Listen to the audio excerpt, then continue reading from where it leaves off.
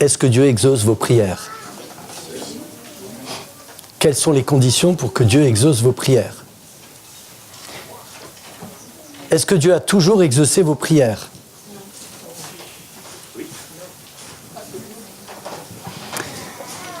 Je voudrais vous raconter une expérience que j'ai vécue alors que ma femme était mourante. Elle avait de l'eau dans les jambes et c'était une difficulté supplémentaire qui s'ajoutait à son cancer. Je vous l'ai déjà dit, moi j'étais orienté vers la guérison.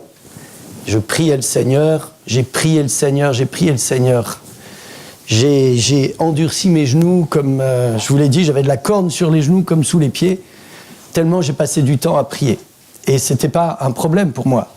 C'était un plaisir de parler au Seigneur, mais j'étais vraiment désireux que ma femme guérisse. Et là, elle a de l'eau dans les jambes. Vous savez qu'on peut avoir un problème cardiaque après ça. Quand on fait une phlébite, ça peut être très dangereux. Et donc, il y avait ma femme qui était assise dans un fauteuil. Alors, c'est pas la même personne, hein, mais c'est juste pour vous montrer. Et donc, il y avait à la maison mon père et ma belle-mère qui étaient là. Et ma belle-mère était en train de masser les jambes de ma femme. Vous savez que quand on a de l'eau dans les jambes, il faut masser vers le haut pour que ça remonte. Et elle était en train de masser et de masser et de masser, et l'eau ne partait pas. Et moi, j'étais assis à côté sur le fauteuil et j'ai prié le Seigneur. J'ai dit, Seigneur, fais remonter, s'il te plaît, fais remonter cette eau. Et ma belle-mère était là. Elle avait les mains sur les mollets de ma femme et elle sent l'eau qui monte toute seule. L'eau est remontée comme ça. Elle m'a dit, mais l'eau, il n'y a plus d'eau dans les jambes. Merci Philippe. Et ça a été un moment extraordinaire au cours duquel, alors le Seigneur bien sûr savait que ma femme allait décéder parce qu'il était en train de la sauver de cette manière. Si vous avez des questions par rapport à ça, venez me voir à la sortie. Je vous expliquerai. Mais moi, je ne savais pas qu'elle allait mourir. Et le Seigneur était en train de nous dire, au travers de cet exaucement de prière, tu vois, je suis là. Je ne t'abandonne pas. Je remercie Daniel pour son témoignage de tout à l'heure. Et c'est vrai, on a prié pour Daniel. Moi, j'ai été vraiment très touché quand j'ai entendu qu'en plus de tes problèmes de cervical, tu avais en plus le nez cassé. Et j'ai appelé Daniel, et Daniel m'a dit qu'il ne faut surtout pas qu'il éternue.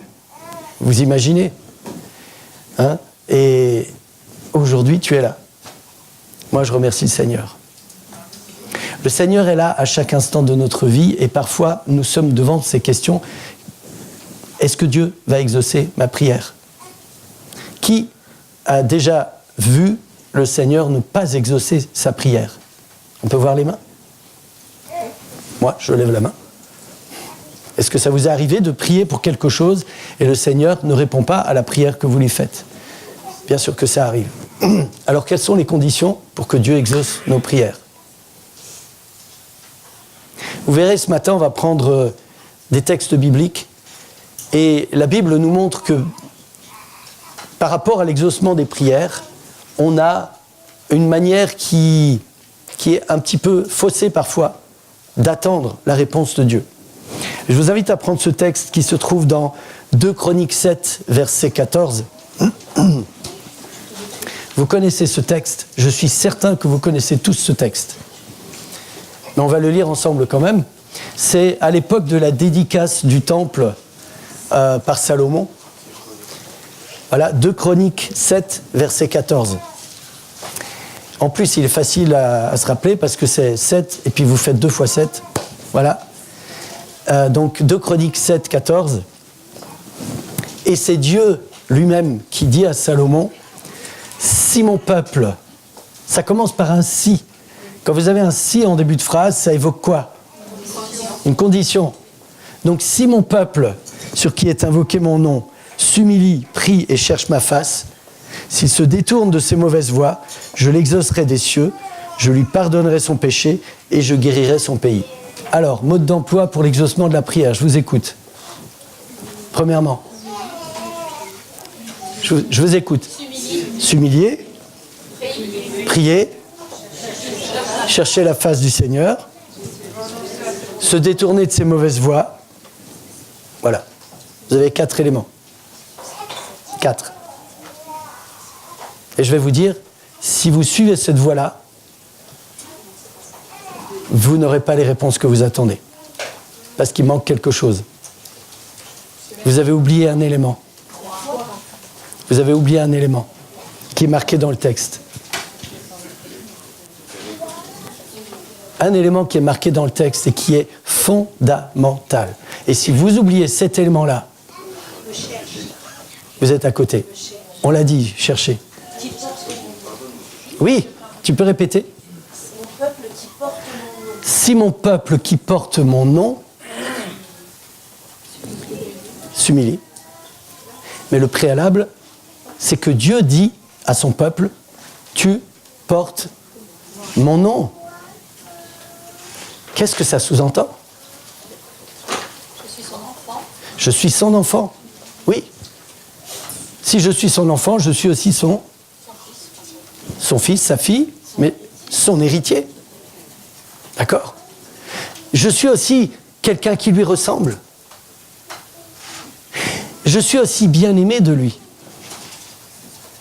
Il y a énormément de choses dans ce petit bout de phrase. Si mon peuple sur qui est invoqué mon nom, qui porte mon nom. Si mon peuple qui porte mon nom. Vous savez, dans la Bible, il y a l'histoire d'un homme qui a eu le nom changé. Il y a beaucoup d'hommes qui ont eu leurs noms changés dans la Bible. Hein. Mais il y en a un sur lequel j'aimerais qu'on s'arrête, qui s'appelle Jacob. On en a parlé ce matin.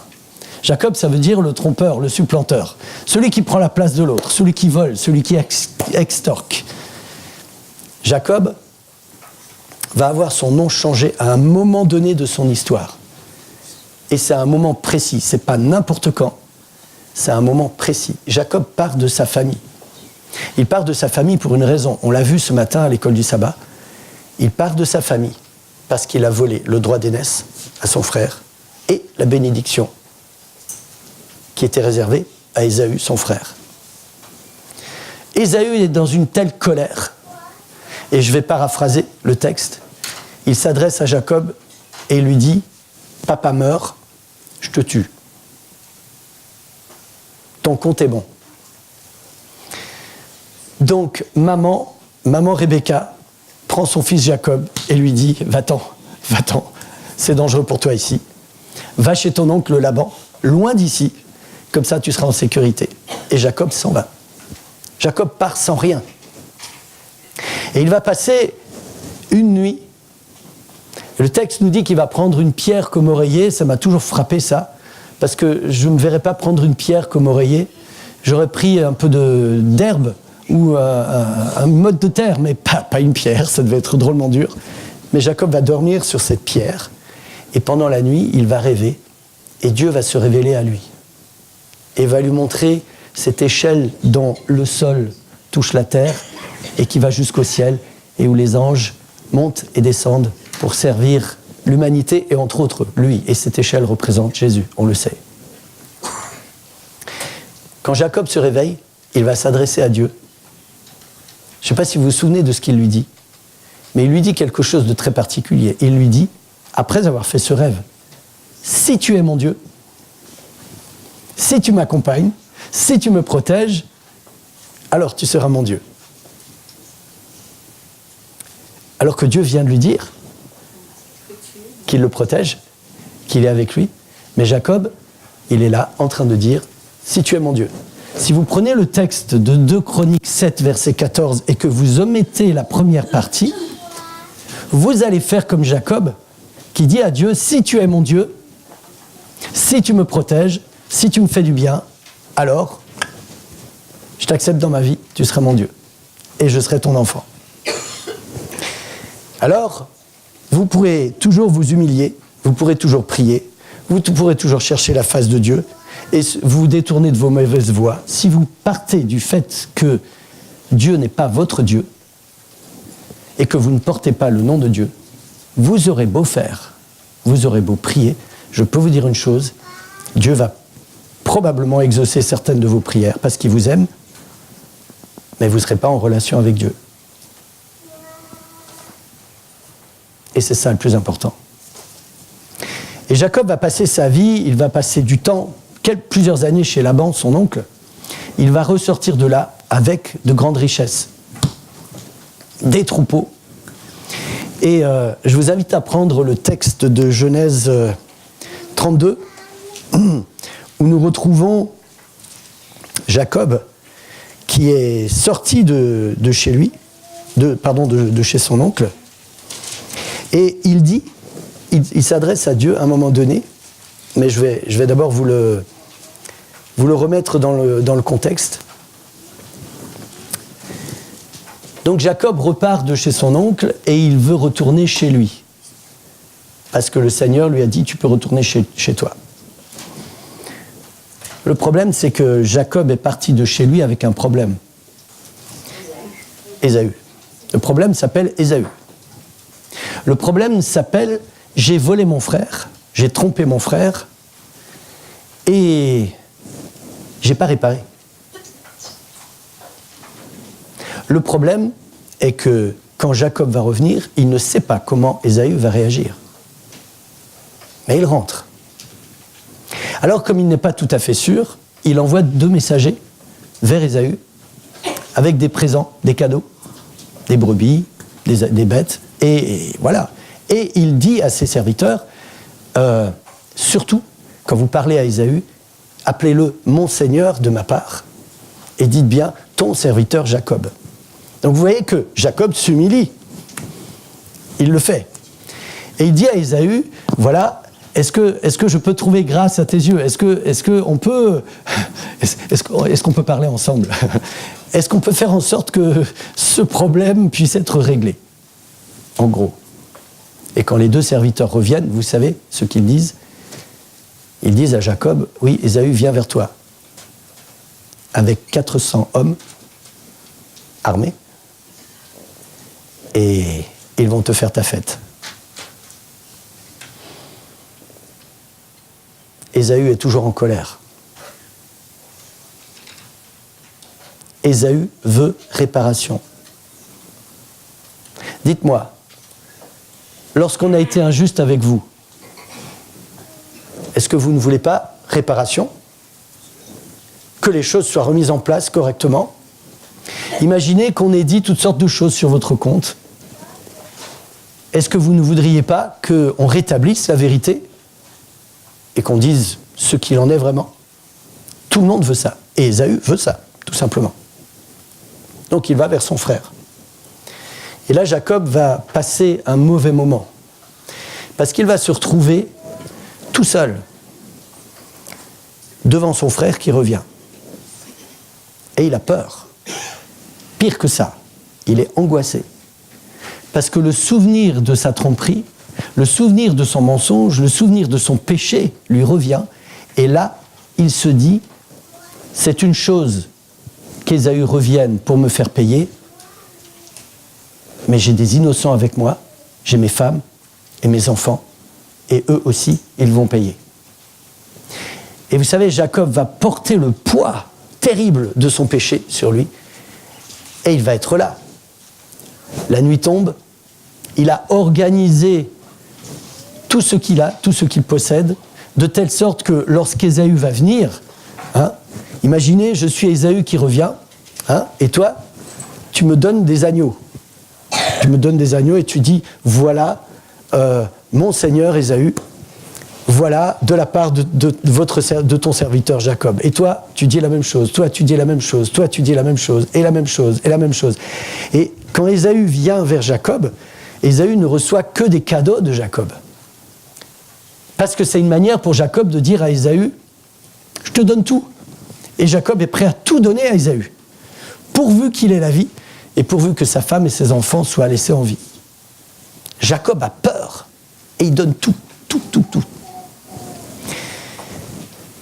Et pendant cette nuit, parce qu'Ésaü ne vient pas pendant la nuit, il vient le lendemain, pendant cette nuit, Jacob, après avoir organisé ses serviteurs, ses troupeaux, les avoir placés de telle sorte que Ésaü reçoive des cadeaux et soit apaisé par rapport à lui, Jacob va passer une rivière, un torrent, le torrent de Jabbok, et c'est le dernier rempart, ce torrent, contre la menace qui vient vers lui. Jacob se dit, si Ésaü attaque le début du troupeau, le début, là où se trouvent les premiers serviteurs, nous, la famille, on va pouvoir fuir et peut-être avoir la vie sauve. Et vous voyez que Jacob ne compte que sur lui, parce qu'il porte le poids de son péché et il est là, il est chargé. Et donc la nuit tombe, il commence à faire nuit noire, et vers minuit, Jacob sent une main ferme le prendre par l'épaule. Et le combat s'engage. Jacob croit que c'est un ennemi qui est là, et il va se battre. Et toute la nuit, il va se battre. Et Jacob se rend compte qu'il ne peut pas battre l'ennemi qui est en face de lui. Et l'ennemi qui est en face de lui se rend compte que Jacob déploie une énergie folle pendant toute la nuit. Tout le reste de la nuit, Jacob va se battre. Vous imaginez ce combat ? C'est un combat à la vie, à la mort. Et quand le matin se lève, cet ennemi, entre guillemets, va le frapper à l'emboîture de la hanche. Vous savez, la hanche, c'est une articulation vraiment fondamentale. Quand vous êtes frappé à la hanche, vous ne pouvez plus marcher. C'est fini. Vous êtes cloué sur place. Et si vous pouvez avancer, c'est en boitant avec des grandes douleurs. Et Jacob, qui est frappé, va s'accrocher littéralement à son ennemi, celui qui croit être son ennemi. Et là, il commence à réaliser petit à petit que ce n'est pas un être humain qu'il a en face de lui. C'est Dieu lui-même, dans la personne de Jésus. Et Jacob va vivre quelque chose d'effroyable à ce moment-là parce qu'il se dit « Je suis face à Dieu avec mon péché ».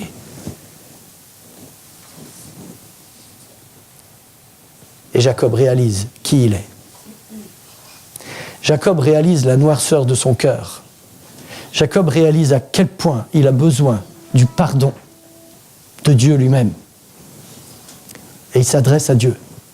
Il s'adresse à l'ange de l'Éternel qui est là devant lui. Et en s'accrochant à lui, il lui dit « Je ne te laisserai pas aller avant que tu m'aies béni. » Et là, vous voyez, Jacob a déposé son péché. Jacob a compris qui il était. Jacob a vu qui il était. Jacob a vu son péché. Il a vu à quel point ce qu'il est, c'est-à-dire un menteur, un trompeur, implique d'autres personnes qui, eux, ne sont pas coupables de ça. Et Jacob dépose tout ça entre les mains de Dieu pour recevoir le pardon.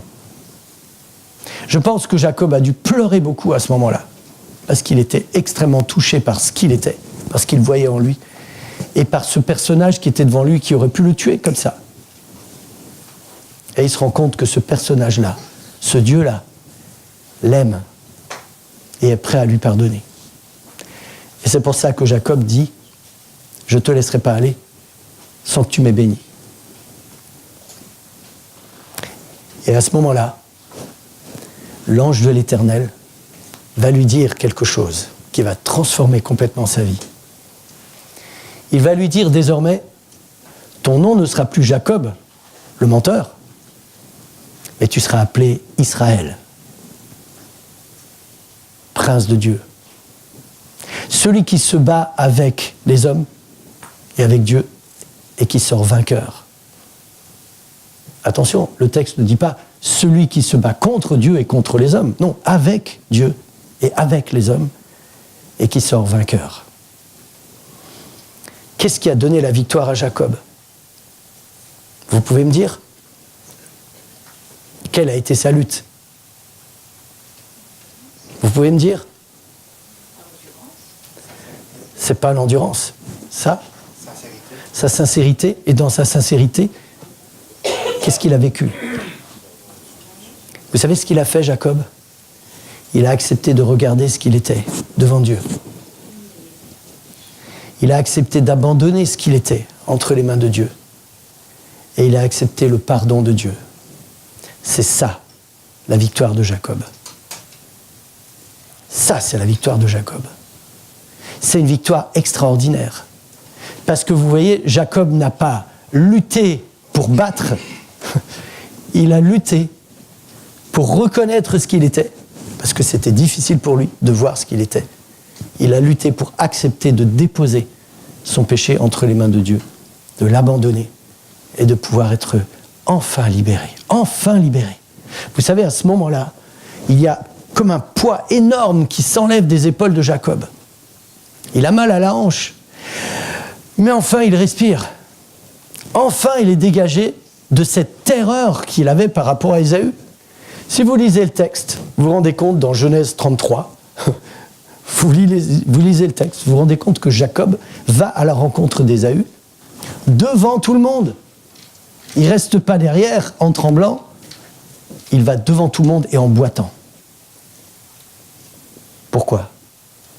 Il est Israël, celui qui lutte avec Dieu et avec les hommes et qui sort vainqueur. Quel est votre nom ? Quel est votre nom ? Qui êtes-vous par rapport à vous-même ? Comment vous voyez-vous vous-même ? Jusque-là, Jacob se voyait comme le menteur, comme le trompeur. Et d'ailleurs, il a subi ça auprès de son oncle, qui lui a menti et qui l'a trompé aussi. C'est dans la famille. Hein. Et Jacob part de « je suis un menteur » et il devient « je suis le prince de Dieu ». Je suis celui qui se bat avec Dieu et avec les hommes. Et je suis vainqueur. La victoire de Jacob est extraordinaire parce qu'elle ne vient pas de lui. Elle vient de son abandon entre les mains de Dieu.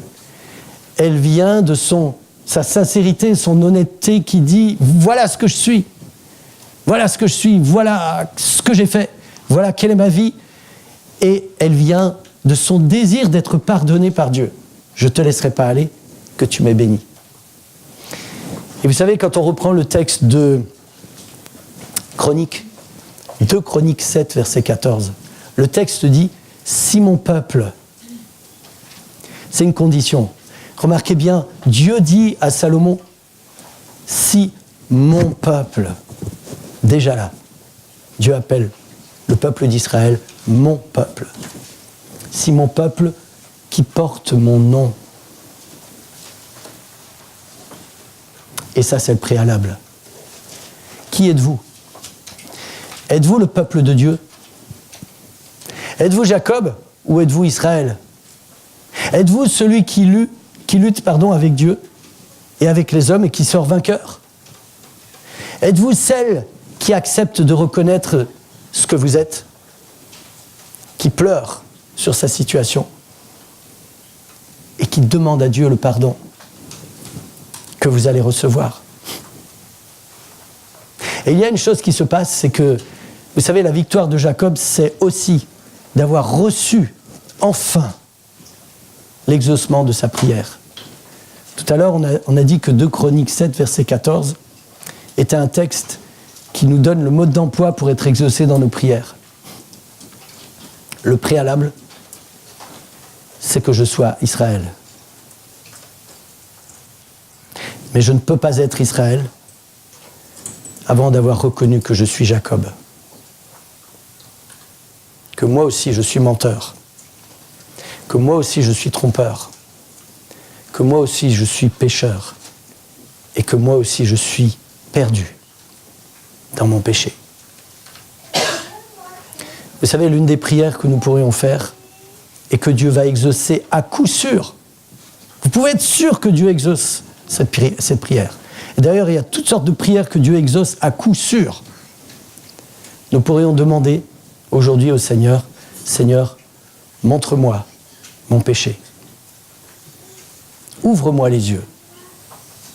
Non pas pour se culpabiliser, mais pour pouvoir le lui déposer, pour pouvoir le lui abandonner et pour pouvoir recevoir le pardon qu'il nous a déjà accordé en Jésus à la croix. Pour réaliser à quel point nous avons un accès auprès, comme dit Paul dans l'Épître aux Hébreux, auprès du trône de grâce, où nous avons notre souverain sacrificateur, notre grand prêtre Jésus qui prie pour nous. C'est pas merveilleux ça? Ça, c'est la victoire. Nous voulons, nous aussi, comme Jacob, faire face aux difficultés en n'ayant pas peur. Je vous rappelle, quand Jacob rencontre son frère, avec ses 400 hommes, qu'Ésaü va retenir d'ailleurs, parce que le Seigneur a parlé à Ésaü aussi. Quand Jacob rencontre son frère, il n'est pas derrière le torrent de Jabbok, il est devant tout le monde, en boitant. Pourquoi? Parce qu'il n'a plus peur, parce qu'il est libéré de son péché. Je vous laisse avec cette question. Qui êtes-vous? Qui désirez-vous être? Esclave de votre péché? Je parle pour moi aussi. Ou libéré? Et en étant capable d'affronter ce qui se présente, sans peur, sans angoisse. Ça, c'est ce que le Seigneur nous propose de vivre. Il y a toutes sortes de prières que le Seigneur n'attend qu'à exaucer. Si je lui demande de me montrer mon péché pour que je puisse le lui apporter et l'abandonner, il va le faire. Si je demande à Dieu de m'apprendre à aimer comme il aime, il va le faire. Si je demande au Seigneur de m'aider à lui faire confiance totale, il va le faire. C'est sûr. Si je demande au Seigneur de me rendre plus généreux, plus aimant, si je demande au Seigneur de mettre les pensées et les sentiments de Jésus en moi, comme le dit l'apôtre Paul aux Philippiens, il va le faire. C'est sûr. Maintenant, je voudrais reprendre, et je terminerai avec ça, le texte de 2 Chroniques 7, verset 14. Vous verrez que c'est le cheminement de Jacob. Si mon peuple, qui porte mon nom, s'humilie, c'est ce que Jacob a fait. Prie, c'est ce que Jacob a fait. Recherche ma face, c'est ce que Jacob a fait. Et renonce à ses mauvaises voies, c'est exactement le chemin que Jacob a fait. La conséquence, c'est je l'exaucerai des cieux. C'est ce que Dieu a fait. Je pardonnerai son péché. C'est ce que Dieu a fait. Et je guérirai son pays. Et c'est ce que Dieu a fait pour Jacob. Les promesses sont là, frères et sœurs. Elles sont à notre disposition. Si je prends les choses sur moi et que je décide de changer ma vie, que je décide de prendre du temps avec Dieu, de moi-même, je peux vous dire, c'est peine perdue. Si je fais la même chose en étant certain que je suis la fille, le fils bien-aimé de Dieu, et que Dieu est là et qu'il m'a déjà tout accordé, nous avons tout en Jésus-Christ, alors Dieu va commencer à exaucer mes prières d'une manière extraordinaire. Et la vie que Dieu veut nous donner, la vie en abondance, elle est là. À nous de nous en saisir. Que le Seigneur vous bénisse. Amen.